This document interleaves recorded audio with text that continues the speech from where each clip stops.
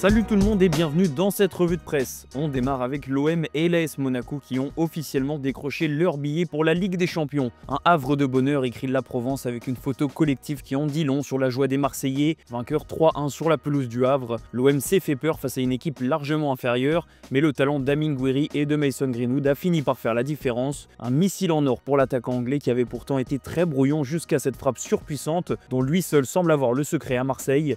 Greenwood a porté l'OM vers un succès capital, synonyme de qualification directe en Ligue des Champions. L'AS Monaco aussi a fait le job à domicile face à l'Olympique Lyonnais. Les Monégasques l'ont emporté 2-0 et vu les résultats des concurrents, Monaco a confirmé son billet pour la Ligue des Champions pour la deuxième saison consécutive. Un dénouement assez logique pour les deux équipes puisque Marseille et Monaco sont les deux clubs qui ont été le plus souvent sur le podium cette saison, juste derrière le PSG. Il restera une rencontre samedi prochain pour obtenir la deuxième place. Maintenant, focus sur les grands perdants de cette 33e journée de Ligue 1, à commencer par l'OL qui a encore une fois tout gâché.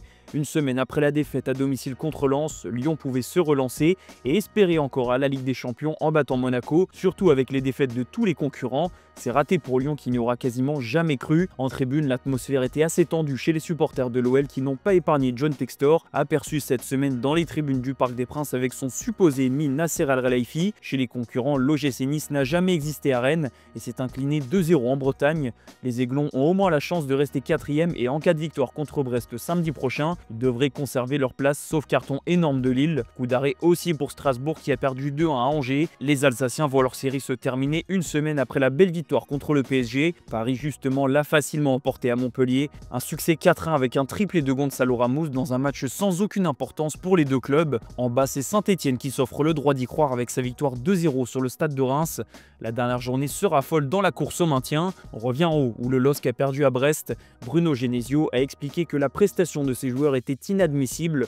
Les Dogs ont perdu gros en l'espace de 2 journées et ils vont en plus perdre Jonathan David en fin de saison. L'attaquant canadien sera libre et ce dimanche, la Gazzetta dello Sport évoque l'intérêt du Napoli qui pourrait bien attirer le buteur du LOSC. On file en Espagne où on va assister au 4e Classico de la saison. La presse catalane est derrière son club en reprenant le chant mythique du Barça. En cas de succès, Barcelone mettra très sûrement un terme au suspense en Liga. En revanche, comme le titre marqua, cette 3e finale pourrait bien tourner à l'avantage du Real et donc dans ce cas relancer totalement la course au titre. D'ailleurs, c'est ce qu'écrit le journal AS, Liga morte ou Liga nouvelle. Tout va se jouer sur ce 4e Classico de la saison. On rappelle que les 3 premiers ont été remportés par Barcelone. Hansi Flick aborde le match tranquillement en expliquant qu'il ne regarde pas le classement et qu'il le prépare comme les autres, même si le Barça aura un goût de revanche personnelle quelques jours après l'élimination difficile contre l'Inter. Pour Lamine Yamal, c'est l'une des dernières occasions de se vendre pour le Ballon d'Or. La pépite espagnole a frappé fort ces dernières semaines, notamment en Ligue des Champions. En cas de nouvelles grosses prestations dans un Classico,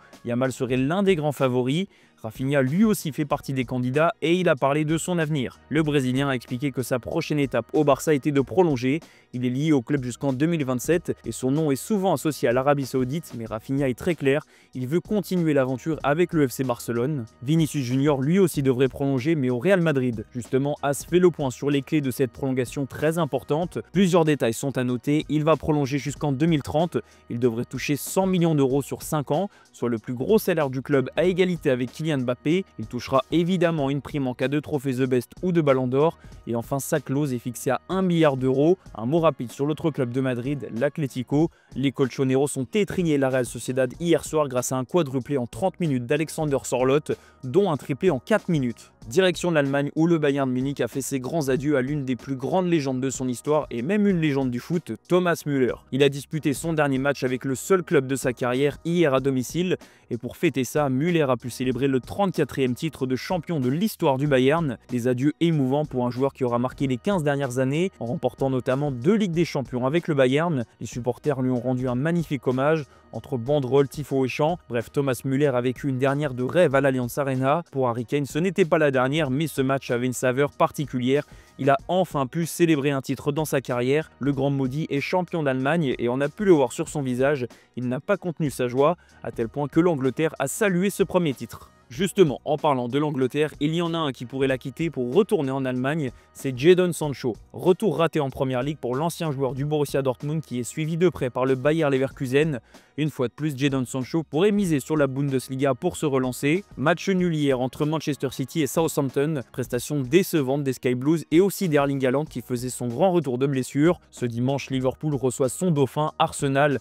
Aucun réel enjeu sportif si ce n'est l'avant-dernière à domicile de Trent Alexander-Arnold. Arne Slot regrette son départ mais prend ça comme un challenge. Bruno Fernandes lui aussi pourrait aller voir ailleurs. Le métronome de Manchester United a reçu une troisième offre en provenance d'Arabie Saoudite. De quoi le faire cogiter. Un mot enfin sur l'Italie. La Juve a été rejointe à la 96e minute hier par la Lazio Rome dans le choc pour la 4e place. Aujourd'hui c'est Naples et l'Inter qui vont continuer leur lutte à distance pour le Scudetto. Les Napolitains reçoivent le Genoa tandis que l'Inter se déplace sur la pelouse du Torino.